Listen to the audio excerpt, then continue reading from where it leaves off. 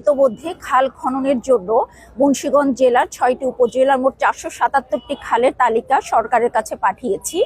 এর মধ্যে ১২টি খালের খনন ইতোমধ্যেই মুন্সিগঞ্জে শুরু হয়েছে। এবং আপনারা জানেন, যখন একটি খালের নাম বা কিছু তালিকা আমরা সরকারের কাছে পাঠাই, তখন এইটার পেরিফেরি এবং এইটার দখল সম্পূর্ণভাবে নিশ্চিত হয়ে আমাদেরকে পাঠাতে হয়।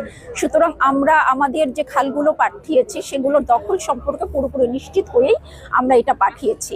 আর কিছু বিষয় আমার কাছে এসছে যে অবৈধ দখলের বিষয়, সে বিষয়ে আমরা প্রয়োজনীয় পদক্ষেপ গ্রহণ করেছি এবং করছি।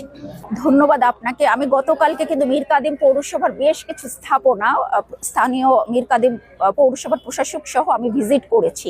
তার মধ্যে একটা ছিল মা ও শিশু কেন্দ্র, এবং এখানে আমরা অবস্থানটা দেখেছি, স্থাপনাটা দেখেছি, এবং এখানে আমি যেটা জানতে পারলাম যে আমাদের এখানে ইকুইপমেন্ট আছে কিন্তু আমাদের লোকবল নেই।